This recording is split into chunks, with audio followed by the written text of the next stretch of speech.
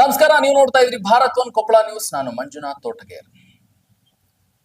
ರಾತ್ರಿ ಅಷ್ಟೇ ಈ ಮಹಿಳೆ ಅಂದ್ರೆ ಮೃತ ರೇಣುಕಾ ತಂದೆ ತಾಯಿಯಂದ್ರ ಜೊತೆ ವಾಟ್ಸಪ್ ವಿಡಿಯೋ ಕಾಲ್ ಅಲ್ಲಿ ಮಾತಾಡಿರ್ತಾರೆ. ರಾತ್ರಿ ಅಷ್ಟೇ, ನಿನ್ನೆ ರಾತ್ರಿ ಅಷ್ಟೇ. ಬೆಳಗಾಗುವಷ್ಟರಲ್ಲಿ ನಸುಕಿನ ಜಾವ ಶವವಾಗಿ ಬಿದ್ದಿರ್ತಾರೆ. ಇದು ಒಂಥರ ಟ್ವಿಸ್ಟ್ ಸ್ಟೋರಿ ಆಗಿದ್ದು, ಇದು ಕೊಲೆನ ಆತ್ಮಹತ್ಯೆನ ಅಂತಕ್ಕಂಥದ್ದು ಯಕ್ಷ ಪ್ರಶ್ನೆ ಕಾಡ್ತಾ ಇದೆ. ಎಸ್, ಬನ್ನಿ, ಕೊಪ್ಪಳ ಜಿಲ್ಲೆಯ ಭಾಗ್ಯನಗರದ ಕೀರ್ತಿ ಕಾಲೋನಿಯಲ್ಲಿ ರಾತ್ರಿ ಅಷ್ಟೇ ವಿಡಿಯೋ ಕಾಲ್ ಅಲ್ಲಿ ಮಾತಾಡಿದ್ಲು ಆ ಮಹಿಳೆ ಹೆತ್ತವರ ಜೊತೆ. ಬೆಳಗಾಗಷ್ಟರೊಳಗೆ ಶವವಾಗಿ ಬಿದ್ದಿದ್ಲು.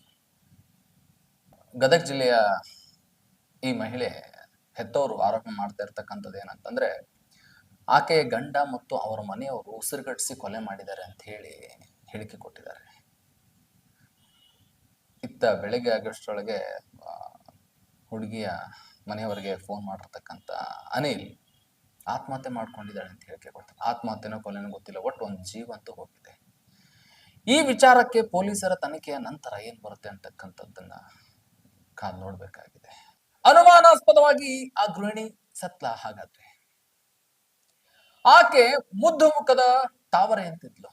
ಮನೆಯಲ್ಲಿ ಚೆನ್ನಾಗಿ ಸಾಕ್ತಿದ್ದ ಹೆತ್ತವರು ಗಿಣಿಯಂತೆ ಇದ್ದ ಮಗಳನ್ನು ಮದುವೆ ಮಾಡಿ ಆಕೆಯ ಸಂಸಾರದ ಬಾಳು ಆನಂದವಾಗಲಿ ಅಂತ ಹರಸಿದ್ರು. ಮದುವೆಯಾದ ಒಂದೇ ವರ್ಷಕ್ಕೆ ಮುದ್ದಾದ ಹೆಣ್ಣು ಮಗು ಕೂಡ ಹುಟ್ಟುತ್ತೆ. ಮದುವೆಯಾದ ಮಗಳು ಚೆನ್ನಾಗಿರ್ಲಿ ಅಂತ ಹೇಳಿ ಮದುವೆ ಸಂದರ್ಭದಲ್ಲಿ 1.5 ಲಕ್ಷ ಹಣ, 20 ಗ್ರಾಂ ಚಿನ್ನಾಭರಣ ವರದಕ್ಷಿಣೆಯಾಗಿ ನೀಡಿದ್ರು ಹೆತ್ತವರು. ಬಟ್ ಏನೇ ಇರ್ಲಿ, ಜಗಳ ಸಾಕಷ್ಟು ಇದ್ದೇ ಇರುತ್ತೆ. ಪ್ರತಿಯೊಬ್ಬರ ಗಂಡ ಹೆಂಡತಿ ಜಗಳ ಮಾಡೋದೇ. ಚಟಗಳು ಯಾರಿಗಿರಲ್ಲ ಹೇಳಿ, ಎಲ್ಲರಿಗೂ ಇರ್ತವೆ. ಕೆಲವರ ಹೊರಗಡೆ ಬರ್ತವೆ, ಇನ್ನು ಕೆಲವರು ಒಳಗಡೆನೆ ಇರ್ತವೆ. ಆದ್ರೆ ಒಂದು ಸಫಿಸ್ಟಿಕೇಟ್ ಸೆಕ್ಯೂರ್ಡ್ ಲೈಫ್ ಬೇಕು ಅಂತಂದ್ರೆ ಅಂಡರ್ಸ್ಟ್ಯಾಂಡಿಂಗ್ ಬೇಕು, ಒಂದು ಹೊಂದಾಣಿಕೆ ಅಂತಕ್ಕಂಥದ್ದು ಬೇಕು. ಹೊಂದಾಣಿಕೆ ಇಲ್ಲ ಅಂತಂದ್ರೆ ಏನು ಮಾಡೋಕ್ಕಾಗಲ್ಲ.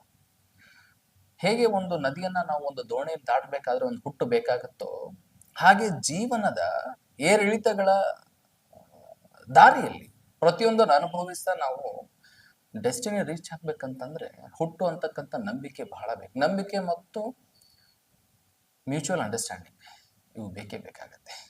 ಸುದ್ದಿಗಾಗಿ ವೀಕ್ಷಿಸ್ತಾ ಇರ್ರಿ ಭಾರತ್ ಒನ್ ಕೊಪ್ಪಳ ನ್ಯೂಸ್. ನಾನು ಮಂಜುನಾಥ್ ತೋಟಗೇರ್.